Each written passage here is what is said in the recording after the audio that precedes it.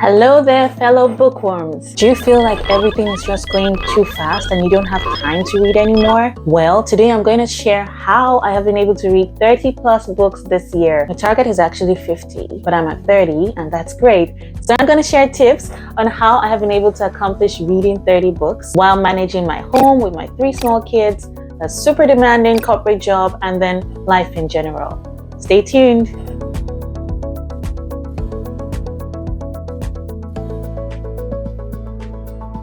Now, reading 30 books might sound impossible. I mean, so many people are probably thinking, hey, I haven't even read one book this year. How come she's read 30? At the beginning of every year, I tell myself I want to read 50 books. Last year, I got to 36, and this year, I am at 30 already, and we have about 2 months to go in the year.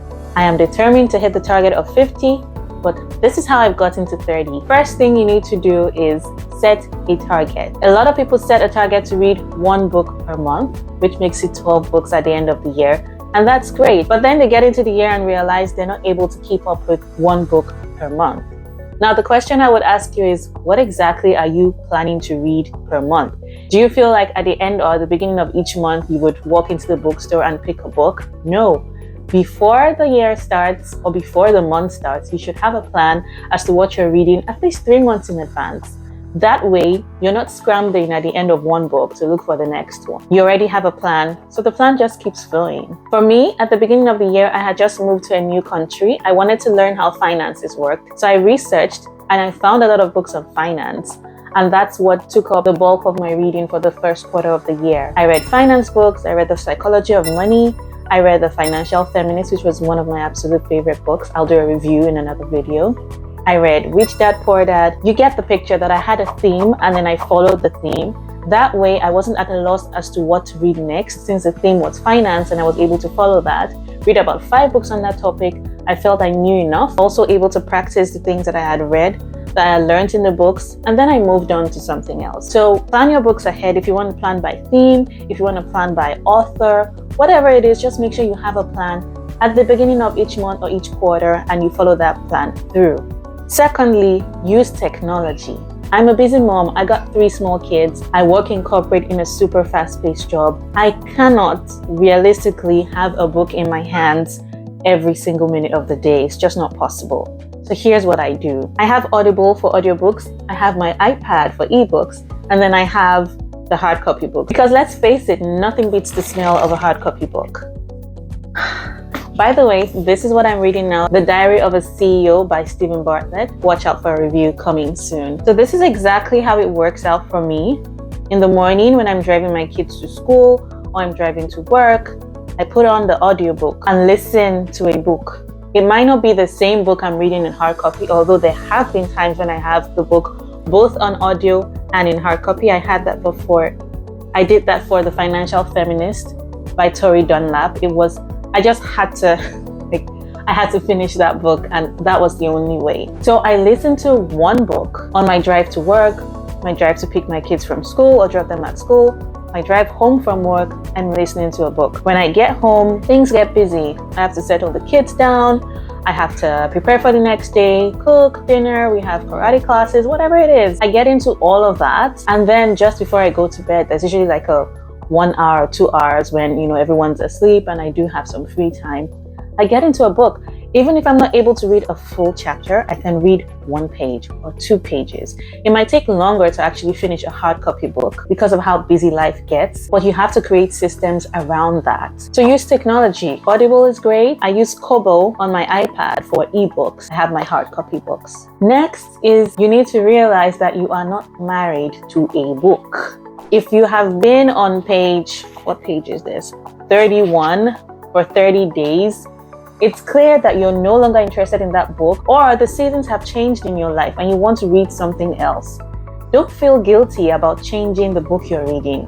Don't even do that. If you need to change the book, change it immediately. Move to the next one. Get another book that is relevant for your reality at that time. It's way better than being stuck on page 31, and because of that, you're not able to move on to another book for the rest of the year. Don't let the guilt trip of not finishing 1 book hold you back. It is very fine to hop from 1 book to the other, Who knows, in 3 months' time, you might be interested in that book and actually go back and start from the beginning and finish it. But make sure that you don't stay stuck on one book because you feel like you haven't been able to finish it. Like, don't do that. Book hop, you can read 3 or more. At the beginning of my reading journey, I thought you could only read one book at a time. It was so liberating when I realized you actually don't need to be stuck on one book at a time. You can read 3 or 4 books at a time. Yes, you can. I've done that. So if you're reading one book and suddenly it's no longer interesting, you can move to something else and then come back to it when you feel like it. Don't get stuck on one book. Don't get stuck on one theme. Always move, but make sure that you're reading something every day. Finally, don't get stuck on one genre. I chose finance at the beginning of the year. I moved it very quickly to entrepreneurship. I also moved it from there onto productivity. I moved it after that onto romance. You don't have to get stuck reading one genre. It took a very long time in my reading journey to actually start to read books on business, or memoirs, or self-help books. I was so stuck reading fiction. I just couldn't conceive reading any other type of book. But then at a point I realized in order to improve myself, I needed to open my mind to the whole new world of self-improvement books. So I picked up business books and I've been hooked on them since.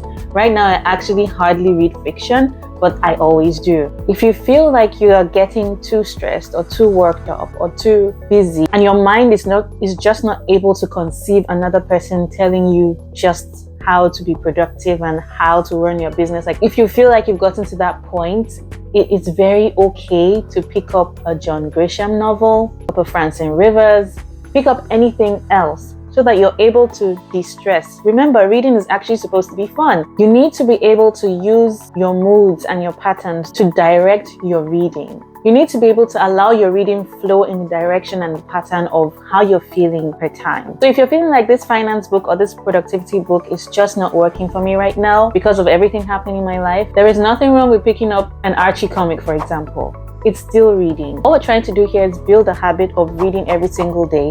And you can do that if you don't put roadblocks for yourself. So if you feel like reading a comic today, it's still a book, read it. The next day, if you're up to reading your business books, by all means, get in there and read. If you're listening to a book in your car and you feel like, hey, I need 30 minutes to just, not listen to anyone talking right now, feel free to put on some music, de-stress, and then get back into it. Make sure reading is a part of your daily life, but make sure it's a fun part of your daily life. And finally, another thing I do is I have a book everywhere. So I have a book by my bedstand. I have a bookshelf by my work desk at home.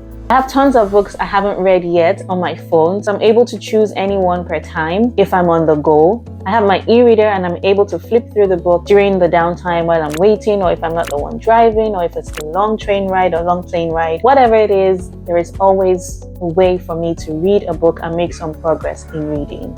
I don't have accountability partners right now for reading. I'm keeping myself accountable, and so far I'm at 30 plus books. 2 months to the end of the year. I still want to hit 50.